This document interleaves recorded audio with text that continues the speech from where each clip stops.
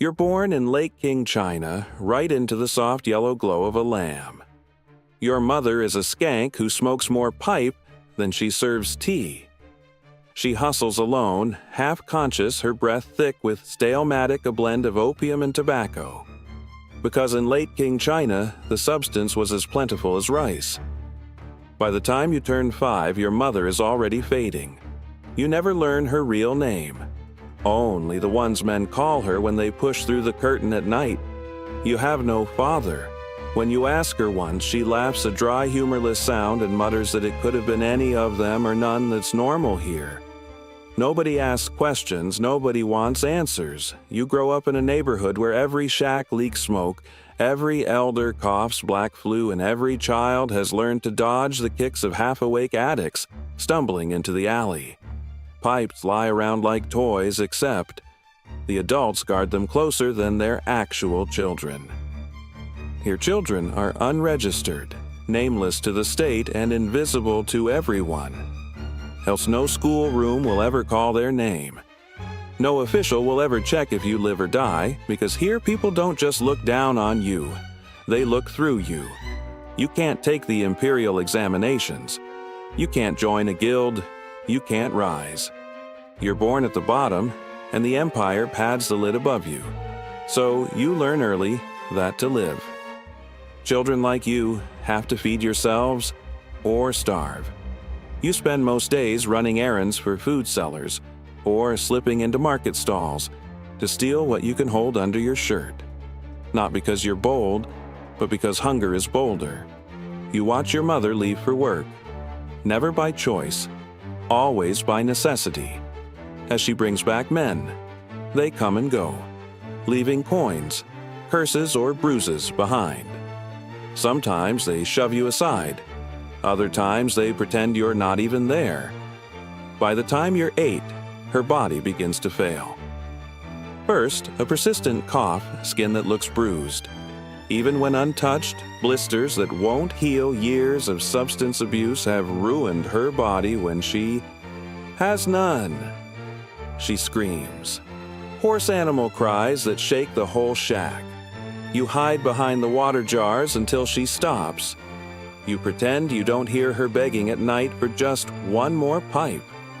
You watch her waste away as her body trembles from withdrawal. So you spend your days running harder, stealing more, bargaining with vendors who laugh at a child trying to buy rice, everything you bring home. She forces herself to eat, then throws up moments later. You want to help. You want to stop the shaking. But you're a child who barely feeds himself, and she's a woman who needs a drug, worth more than either of your lives. You live like this for 3 more years until you turn 11. One morning, she doesn't wake up. You shake her shoulder, call her name. Wait for her to roll over and curse at you, but she stays still, colder than the floor. No neighbors come to mourn, a few help. Drag her body to the burial ditch. More out of practicality than kindness, they mutter blessings, complain about the smell, then hold out their hands for payment. You give them the last of your coins by sundown. The shack is silent and you are alone, unprotected, unclaimed, and already marked by the life she could never escape. The week after your mother's death feels unreal. You sleep curled in the corner of the shack, listening to the empty space where her coughing used to be. Because of the payment to your neighbors, you are left with nothing. By the end of the week, you are hungry, alone, and too numb to cry. You think the worst has already happened. You are wrong. One day, 3 men arrive, thick-armed with robes smelling of sour wine and teeth stained brown from pipe smoke. They ask for your mother by name, her working name, the one she used in the tea houses and red light districts. When you tell them she's dead, they don't even blink. They look at one another, nod, and grab you. No ceremony, no explanation. You're shocked, kidnapping kids to settle debts. But in your district, that's basically paperwork.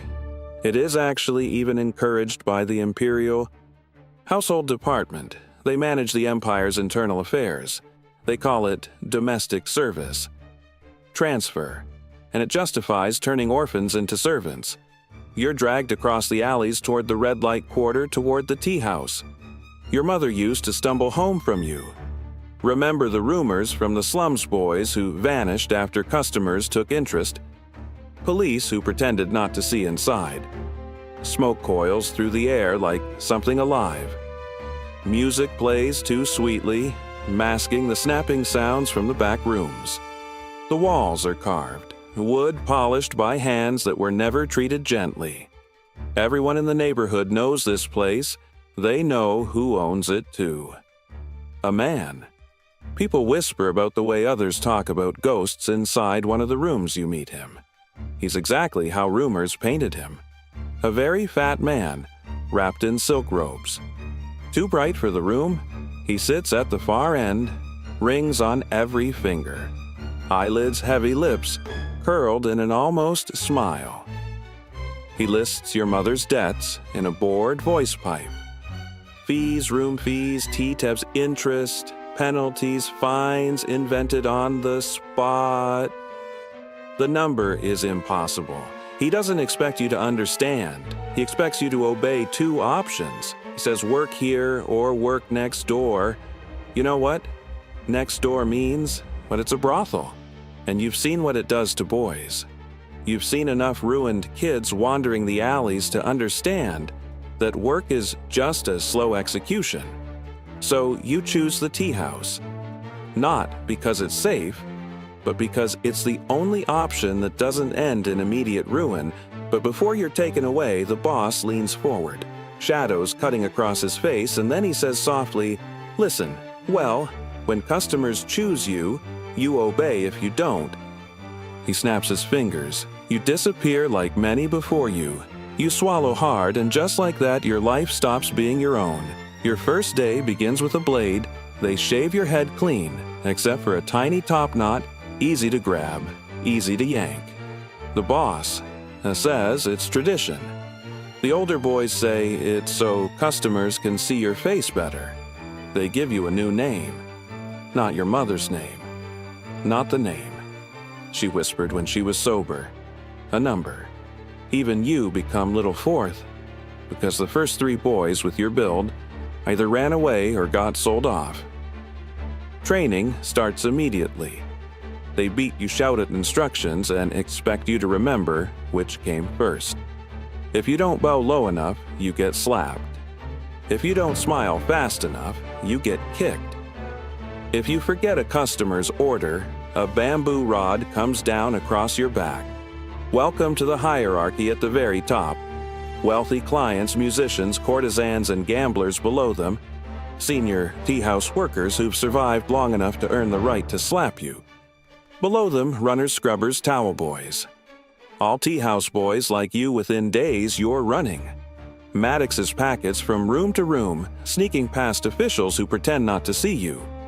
Refill pipes for gamblers, sweep up ash and spilled wine and mop floors slick with things you wish you could forget. You see wealthy men drink until they forget rules and only remember desires. Some grab your wrists as you pour tea, some pull you onto their lap, some drag you into hallways and press too close. Whispering things children shouldn't hear. Your first private service happens sooner than you want to admit.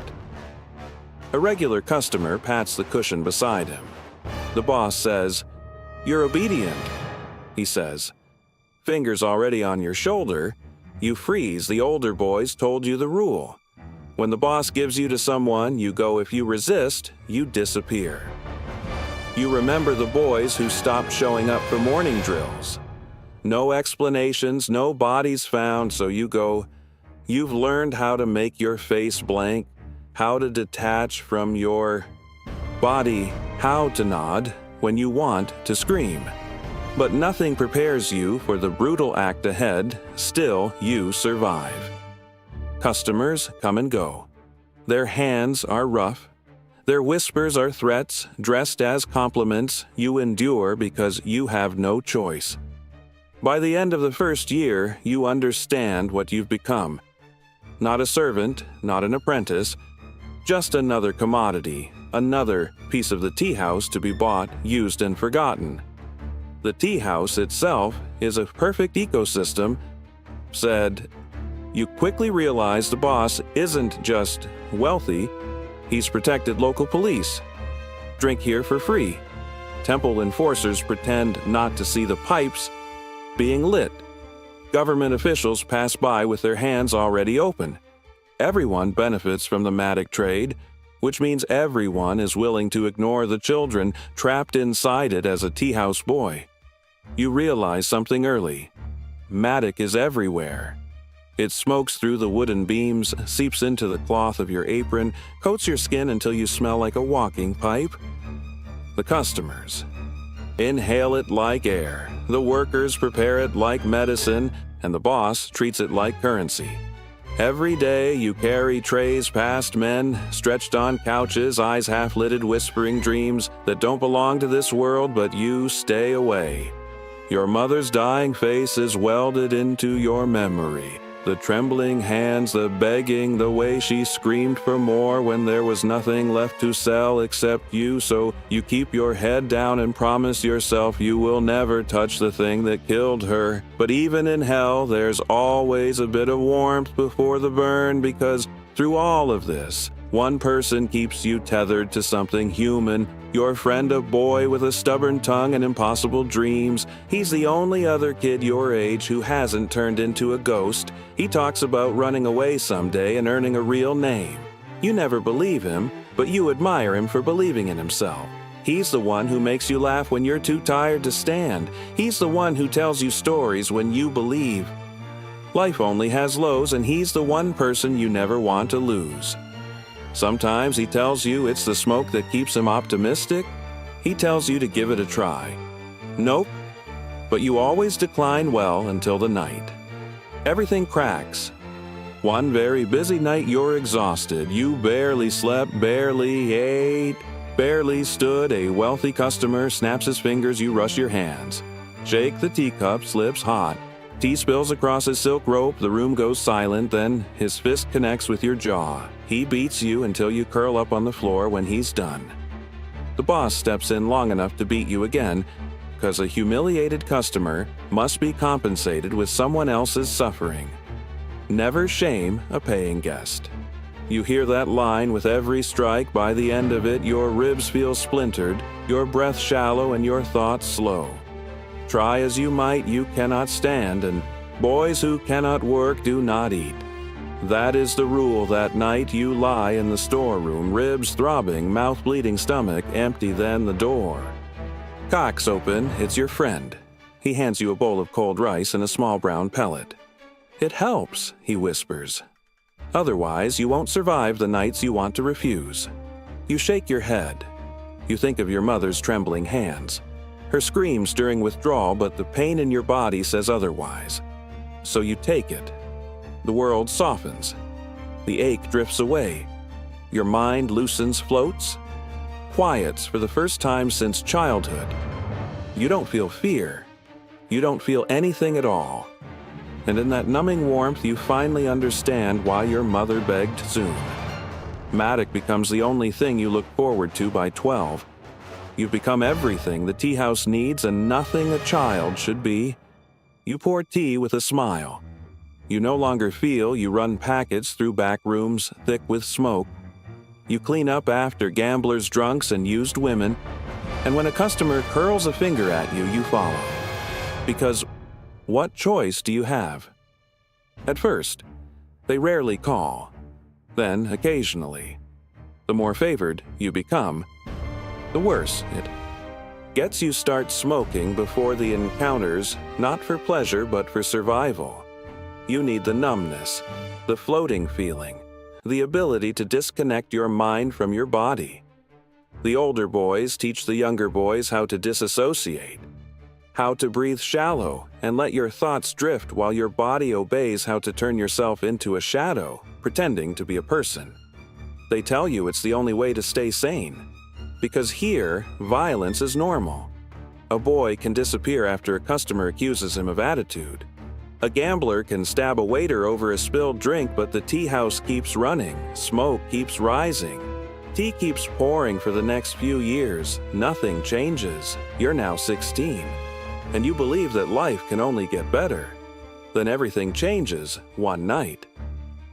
A high-ranking official comes to the tea house for wine.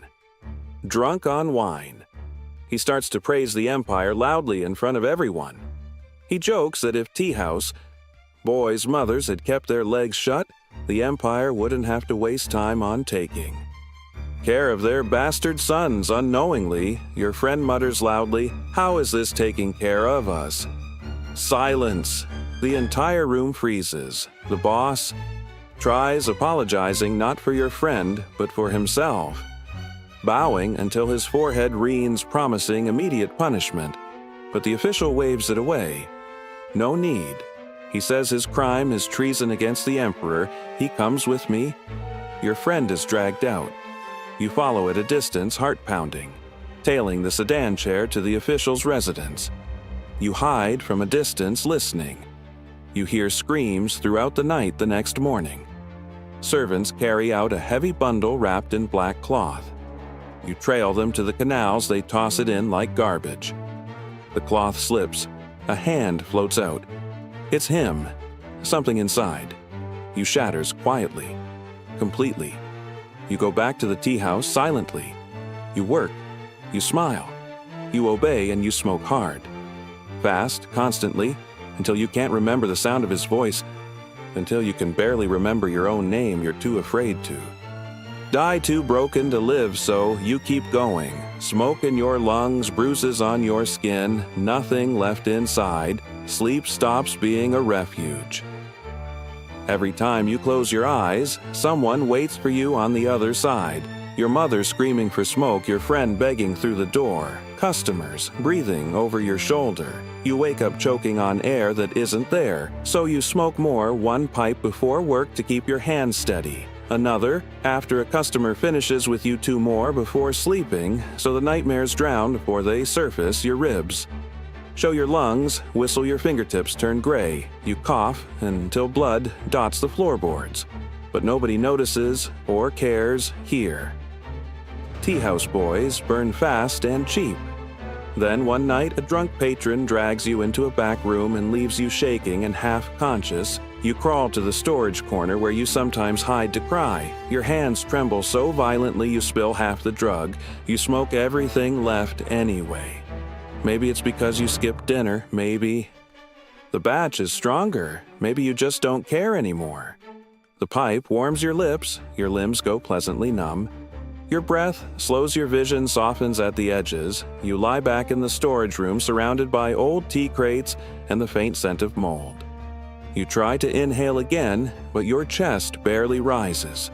The world tilts distant and underwater.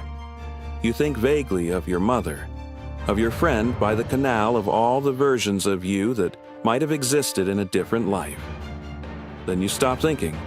Your breathing becomes shallow, then slow, then silent. You die quietly in a room. No customer ever sees in the morning. Two boys find you. They don't scream.